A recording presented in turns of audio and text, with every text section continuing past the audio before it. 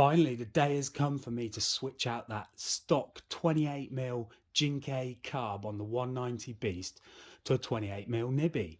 Surely it has to be better than the original. As you can see, we've already got the carb removed and we're looking all professional with the scissor stand. Here's the original Jinkei 28mm that I removed off the 190 Zongshen. Nothing special, just your average budget carb. I won't be needing the rubber carb adapter. And this is what I'm replacing it with. The Nibbi 28mm. Looks nice. Hopefully it's not all show and no go. All trousers and no pants, if you know what I mean. Then we've got the rubber carb adapter.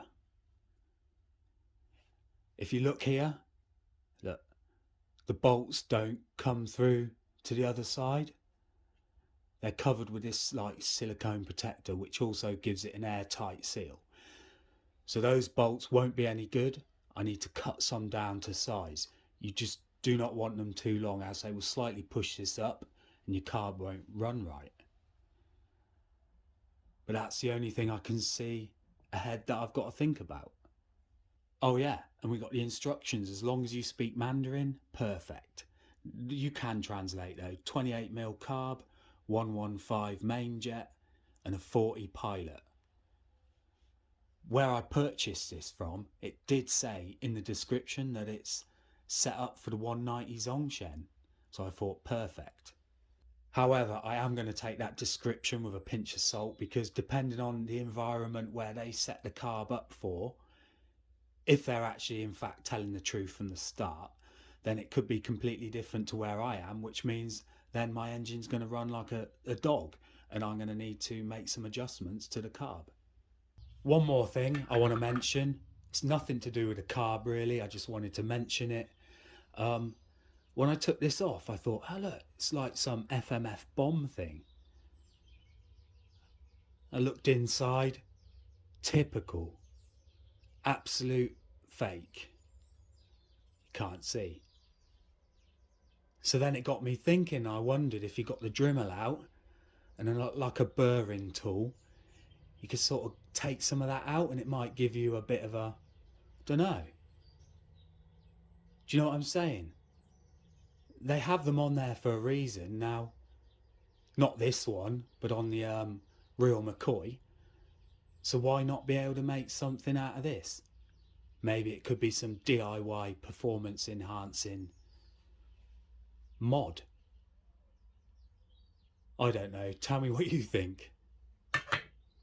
I think I've mentioned everything I wanted to. Let's get this fitted. Measured, marked, cut and filed. 2 bolts to fit while taking into consideration the thicker side. Then double checked, went to connect to the intake and can you see that? I didn't check. My fault. They don't even line up, the bolt holes. There's not a chance I'm getting anything in there. So that means we're going to have to use this one. I've just taken it off the old carb, just double checked it would fit the new carb, and it does. So that's what we're going to have to use. Quickly fitted the rubber adapter, clamped carb on, pushed silicone cover on, lid, spring, retaining washer,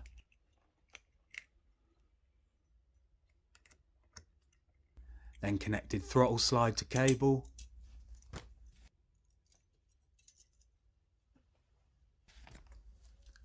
took out bolts and bung,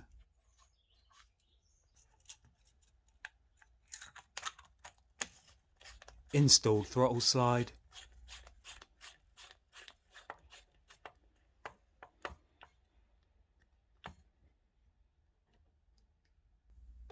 mounted intake and carb, then fitted a Force 00 Racing air filter, fuel pipe connected, fuel tap on just to check for leaks. All good. Finally, I'm getting somewhere now. The new carb is all fitted. I think it's ready to go. Time to see if it'll fire up. Before I go any further, I'm just looking at the job ahead. I'm assuming that's the air mixture screw. And this is the idle. I'm planning to keep the bike on the scissor stand, but there's a good chance it won't start off the button, and that's not the battery's fault. Fuel on, bit of a prime, turn ignition, open choke, and fire.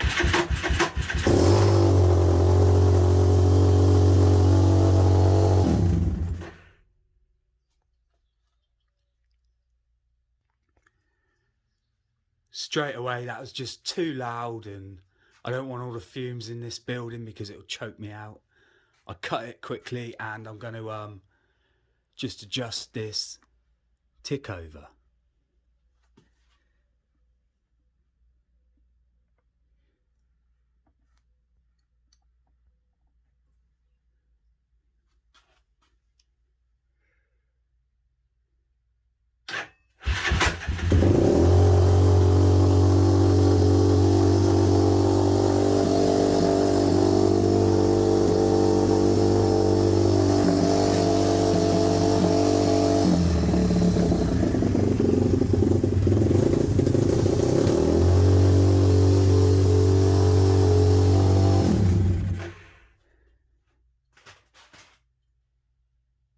Now, something's just running over a little bit. I'm just going to adjust the air screw. Obviously, I quickly turned the choke off also because I'm just trying to reduce the revs. It's too much in this small building. The air screw then, I'm going to tighten it up, which is clockwise. That was half a turn.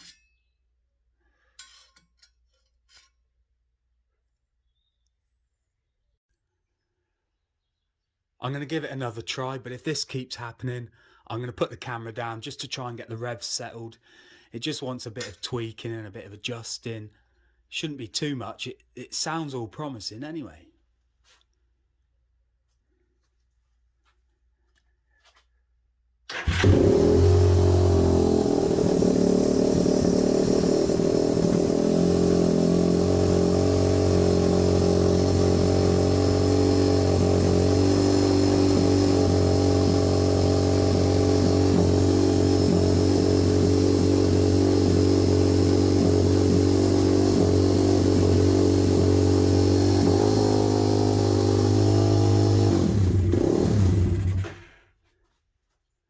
No, it's too tricky trying to hold the camera, use the screwdriver, and do this as quickly as possible.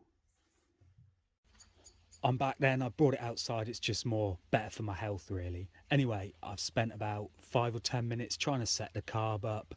I've sort of found somewhere I'm quite happy with. It's just trying to find that happy medium between the air and fuel screws.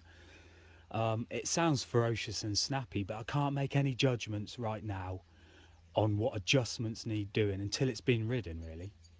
Saying all that though, it's definitely been a good start to the process. Let me just show you what it sounds like.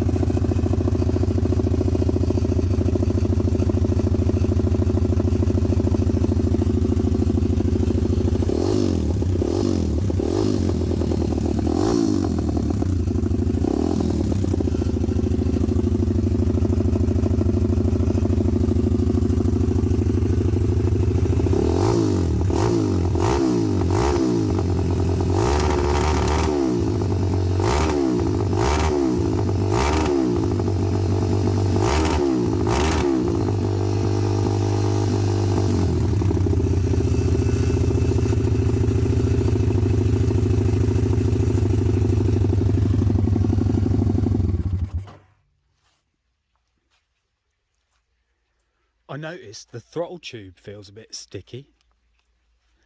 Anyway, did you see those flames? That's not a good sign. I need to do some research, or maybe I can get some feedback from people and tell me. I think I need to reduce the jet size.